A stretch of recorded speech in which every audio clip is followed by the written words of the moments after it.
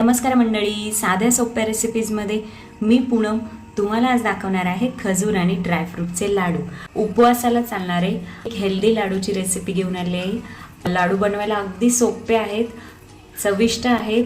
आणि लागणारं साहित्य 1 कप मी खजूर घेतले आहेत बिया काढून, अर्धा कप सुकं खोबरं किसून घेतले आहे, पाव कप काजू, पाव कप बदाम, पाव कप डिंक, पाव कप साजूक तूप आणि 1 चमचा खसखस लागणार आहे. कढई तापत ठेवलेली आहे. कढईमध्ये सगळ्यात अगोदर तूप घालून घेऊया. तूप छान तापलं की त्यामध्ये सगळा डिंक थोडा थोडा करून तळून घ्यायचा आहे. डिंक कच्चा बिलकुल नको आहे आपल्याला, अदरवाईज आपली रेसिपी बिघडू शकते. छान फुलल्यानंतरच डिंक तुपातनं बाहेर काढा. त्यानंतर या गरम तुपामध्ये मी खजूर ॲड करून घेते आहे. साधारणतः अर्धा मिनिट आपण गॅस चालूच ठेवणार आहे आणि त्यामध्ये खजूर भाजून घेणार आहे. त्यानंतर आपण गॅसची फ्लेम बंद करणार आहोत आणि त्यामध्ये आपले जे बाकीचे जिन्नस आहेत, सुकं खोबरं, खसखस हे ॲड करून घेऊयात. एक एक वस्तू टाका त्यामध्ये आणि हलवत राहा, जेणेकरून खजूर ज्या आहेत त्या गरम तूप आणि गरम कढईमध्ये हळूहळू सॉफ्ट होत आहेत आणि तसतशा त्यामध्ये जशा जशा वस्तू आपण घालत राहू तसतसं त्या मिक्स करत राहू, जेणेकरून खजूर आणि बाकीचं सगळं मिश्रण एकसारखं होईल.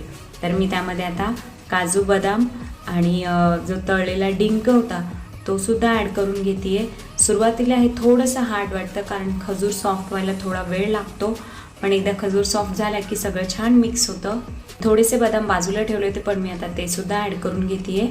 आणि आता मी फ्लेम बंद आहे आपली गॅसची आणि कढई थोडीशी गार झाली आहे, आतलं मिश्रणसुद्धा गार झालं आहे. तर मी हे सगळं हाताने छान मिक्स करून घेते. माझ्या मुलांना डिंक बिलकुलच नाही आवडत, त्यामुळे हा मी डिंक जो आहे तो हाताने छान बारीक चुरून घेते.